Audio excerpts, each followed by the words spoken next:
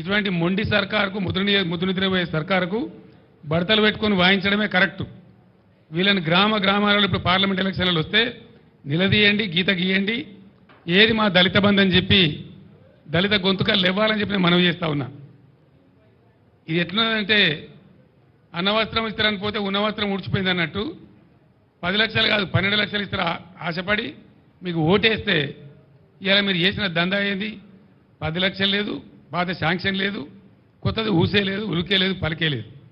అదొక మోసం. ఈ 1,30,000 మంది దళిత పురులు గర్జించాలి ఎక్కడికక్కడ.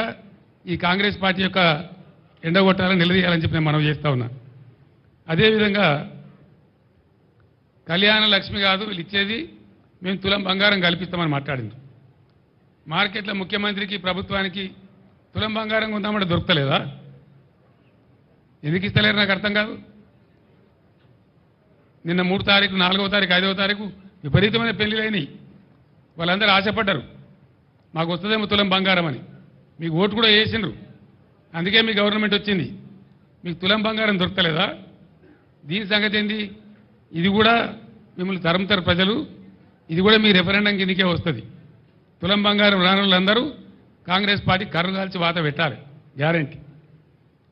ఇక వృద్ధాప్య పెన్షన్ల స్టోరీ ఏందండి? బీఆర్ఎస్ గవర్నమెంట్ రాకముందు 200 రూపాయల పెన్షన్ ఉండే మీ మహత్తరమైన ఇందిరమ్మ రాజ్యంలో. 10 ఏళ్ళు మాకన్నా ముందు ఇందిరమ్మ రాజ్యమే కదా. కేవలం 200 రూపాయలు ఇచ్చి మీరు చేతులు దులుపుకున్నారు. 200 రూపాయలను మేము 2,000 చేసినాం. అప్పుడు మేము ఏమనుకున్నాం? 2,000 రూపాయలు భార్యాభర్తకి ఇద్దరికి ఇచ్చినా వచ్చేది 400, ఇంట్లో ముగ్గురికి ఇచ్చినా వచ్చేది 600. మనం 2,000 చేసినాం కాబట్టి ఒకరికి ఇచ్చినా సరిపోద్దని మేము 2,000 రూపాయలు ఇచ్చి ఒకరికి ఇచ్చినాం. ఎన్ని ఉన్నాయి వృద్ధాప్య పెన్షన్లు? దాదాపు 30 లక్షలున్నాయి. 30 లక్షల పెన్షన్లు ఉన్నాయి. మీరేం మాట ఇచ్చిండ్రు?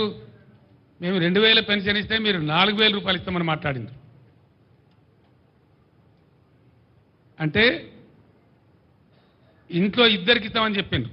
ముసలమ్మ ముసలో ఉంటే వృద్ధులైతే ఇద్దరికి ఇస్తామని చెప్పిండ్రు. వాళ్ళు 30 లక్షల మంది ఉన్నారు ఇప్పుడు. అంటే మీరు ఎన్నిగా పెట్టిండ్రు? ప్రజలకు ఎంత ఎగనామం పెట్టిండ్రు? ఎంతమందికి నామం పెట్టిండ్రు? మీరు 30 లక్షల కుటుంబాలు మీరు ఎన్నిగా పెట్టిండ్రు? ఒక నెలదైతే 2,000 పెన్షన్ కూడా ఇవ్వలే, ఒక నెల పెన్షన్గా పెట్టిండ్రు.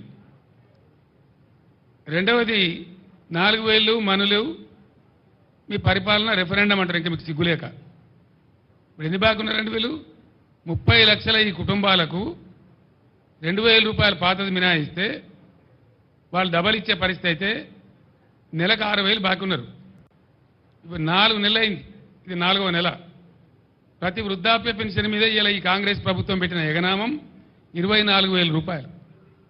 వాళ్ళ గట్టిగా మీరు కట్టించేదాకా మిమ్మల్ని వేటాడతాం, లేకపోతే ఇదేనా రెఫరెండం అని ఆ వృద్ధాప్య పెన్షన్లు తీసుకునే వాళ్ళు వీళ్ళకి కర్రు కాల్చి ఇప్పుడు వాత పెట్టాలి. సిగ్గు రావనంటే, వీళ్ళకి బుద్ధి రావనంటే ఎవరెవరికైతే ఎగబెట్టినరో ఇది కూడా రెఫరెండం కిందకే వస్తుంది. దీని మీద ప్రజలు రెఫరెండం తీసుకోవాలి. అదేవిధంగా దళితులకు మోసం, రైతులకు మోసం, యాదవ సోదరులకు మోసం, కొత్త రేషన్ కార్డులు ఇస్తామని మాట్లాడిన వాగ్దానం ఇచ్చి దానికి మోసం, మహిళలకు మహాలక్ష్మి అని పేరు పెట్టి మహాలక్ష్మి లేదు, మనులక్ష్మి లేదు, ప్రతి మహిళకు 2,500 రూపాయలు ఇస్తామన్నారు. అది వాటిదే మోసం, ఏమి లేదు. అదేవిధంగా వాళ్ళకి చెడ్డకోపం పెట్టింది. అదేవిధంగా ఎంతమంది కంటే మీరు ఎగనామం రైతులకు, దళిత బంధువులకు, పెన్షన్లు, పింఛన్దారులకు, మహాలక్ష్మి మహిళలకు, రైతుల రుణమాఫీకి, బోనస్కు, ఇవన్నిటికీ పెట్టింది. ఇదే సిరిసిల్ల, ఇప్పుడు నేను ఏ సిరిసిల్ల టౌన్లో మాట్లాడుతున్నానో, మేము పైన గంగాధర అవతల పెగడపల్లి మండలం మీద పోయి వయా సిరిసిల్ల టౌన్, గంగాధర, సిరిసిల్ల, సిద్దిపేట, హైదరాబాద్ పోతా ఉన్నాం. అప్పుడు జయశంకర్ సార్ బతికి ఉండి మేము పోతా ఉంటే గోడల మీద రాతలు కనబడుతున్నాయి సిరిసిల్ల టౌన్లో. ఆ నైట్లో 11:30, 12 గంటల రాత్రి గోడల మీద రాతలు, చేనేత కార్మికులారా ఆత్మహత్యలు చేసుకోకండి, చావులు పరిష్కారం కావు సమస్యకు అని చెప్పి గోడల మీద రాతలిస్తే నేను జయశంకర్ గారు నాతో పాటు ఉన్న ఉద్యమకారులు అన్నాడు, కళ్ళలో నీళ్ళు తీసుకున్నాం. అప్పటికి 65 సంవత్సరాలు స్వతంత్రం వచ్చి దేశానికి 65 ఏళ్ల స్వతంత్ర భారతంలో సావకండి అని గోడల మీద రాసే ప్రభుత్వాలు చూస్తున్నామండి. ఇంతకన్నా దౌర్భాగ్యం ఏముంటుంది? ఎట్లన్నా చేసి ఈ చేనేత కార్మికులు మనం ఆదుకోవాలి. తెలంగాణ రాష్ట్రం వచ్చినా కానీ ఒక ప్లాన్ వేసుకున్నాం. ఆ రోజు బాధపడ్డాం.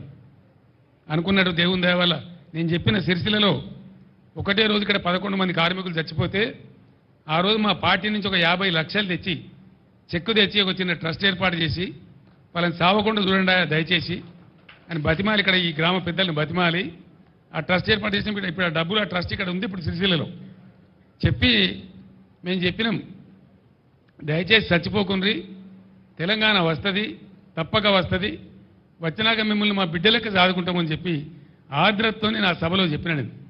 మీరు ఆత్మహత్యలు బంధు పెట్టుండ్రి, సావద్దు, మిమ్మల్ని కాపాడుకుంటామని చెప్పినాం. ఆ దరిమిల అనుకున్న ప్రకారమే తెలంగాణ వచ్చింది, బీఆర్ఎస్ గవర్నమెంట్ వచ్చింది. మేము ఏం చేసినాం?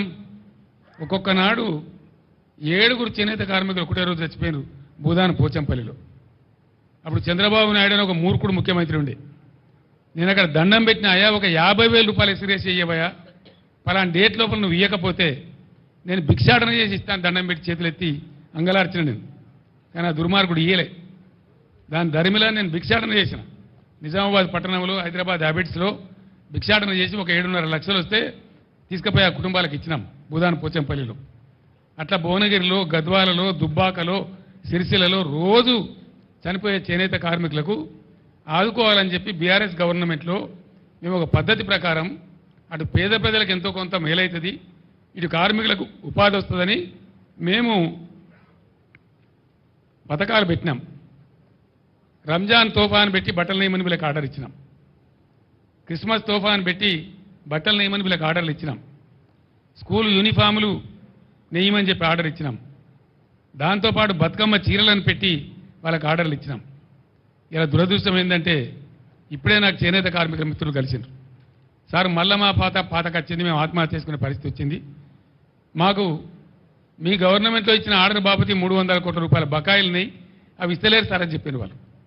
మీరు రాండి, హైకోర్టులో కేసు ఇద్దాం, గుంజుదాం వీళ్ళని గదాలకు, మీరు రెఫరెండం అంటారు, వీళ్ళ రెఫరెండం సంగతి ఏందో చూద్దామని చెప్పి రమ్మని చెప్పినాం. రేపు ధర్నా పెట్టినారు ఇక్కడ దాదాపు 10,000 మందితో సిరిసిల్లలో చేనేత కార్మికులు ధర్నా పెట్టిన. మేము కూడా మా నాయకుడు అటెండ్ అవుతాం, వాళ్ళకి అండగా ఉంటాం, గుంజుతాం. ఇంకా దరిద్రం ఏంటంటే బ్రాహ్మణ పరిషత్ మేము నిధులు ఇచ్చుకుంటూ పోయినాం. ఓవర్సీస్ స్కాలర్షిప్ నిధులు ఇచ్చినాం. డాక్టర్ అంబేద్కర్ పేరు మీద, జ్యోతిబా పూలే పేరు మీద, వివేకానందుని పేరు మీద ఓవర్సీస్ స్కాలర్షిప్లు ఇచ్చినాం. ఇండియాలోనే ఏ రాష్ట్రం ఇయ్యని విధంగా పేద పిల్లలు విదేశాలకు పోతే వాళ్ళు చదవాలి, బాగుపడాలి, బతకాలని చెప్పి ఇచ్చినాం. మొత్తం బంద్ పెట్టింది. ఒక్క ఓవర్సీస్ స్కాలర్షిప్ ఇస్తలేదు ఈ గవర్నమెంట్ ఇచ్చిన కాడికి. మేము శాంక్షన్ చేసినా కూడా ఇస్తలేరు. బ్రాహ్మణ పరిషత్కి అయితే లాస్ట్ 2 క్వార్టర్ల డబ్బులు విడుదల చేయాలి, చేయలే. ఫైనాన్షియల్ ఇయర్ అయిపోయింది, అది కూడా ఇస్తలేరు. ఈ రకంగా వాళ్ళకి ఎగనామం పెట్టినారు. ఓవర్సీస్ స్కాలర్షిప్ కూడా బంద్ పెట్టినారు. చేనేత మిత్ర పథకాన్ని బంద్ పెట్టినారు. అనేక స్కీములు చేనేత కార్మికులకు ఉన్నాయి కూడా బంద్ పెట్టినారు. అంటే వాళ్ళు సావన్నా ఎక్కడికి పోవాలి? ఎంతో బ్రహ్మాండంగా జరిగేటువంటి కాడ చివరికి బడి పిల్లలకు బ్రేక్ఫాస్ట్ పెట్టినాం మేము. ఎన్నో మంది, లక్షలాది మంది పిల్లలు పాపం పేదవాళ్ళు ఉన్నారు, బ్రేక్ఫాస్ట్ పెట్టమని చెప్పినాం. దాని ఇంటర్మీడియట్ కాలేజీలో కూడా వర్తిస్తామని చెప్పినాం. ఆ బ్రేక్ఫాస్ట్ కూడా బంద్ పెట్టారు. చిన్న పిల్లలకు బల్ల పెట్టిన బ్రేక్ఫాస్ట్ బంద్ చేయడం రెఫరెండమా? ముఖ్యమంత్రి గారు గదెందుకు బంద్ చేసినావు? ఆ పోరగాళ్ళను నోరెందుకు కొట్టినావు నాకు అర్థం కాదు. ఓవర్సీస్ స్కాలర్షిప్ బంద్ పెడతావు, బ్రాహ్మణ పరిషత్ నిధులు బంద్ పెడతావు, చేనేత కార్మికులకు బంద్ పెడతావు, చివరికి బ్రేక్ఫాస్ట్ కూడా బంద్ పెడతావు. మరి ఏం నడుపుతున్నారు మీరు నాకు అర్థం కాదు. ఎవరికి ఇస్తున్నారు డబ్బులు? ఏం చేస్తున్నారు? ఏం జరుగుతూ ఉంది? ఇంకా దీని మీదికెళ్ళి కథ ఏంటంటే రైతు బంధు అడిగితే ఒక మంత్రి ఏమో చెప్పుతోని కొట్టున్నట్టు. చెప్పుతోని కొడతారా? నేను ఇదివరకే చెప్పిన రైతులకు కూడా చెప్పులు ఉంటాయి, బందోబస్తు ఉంటాయి. తిక్క ఉట్టుకొచ్చినాడు వాళ్ళు మర్యాద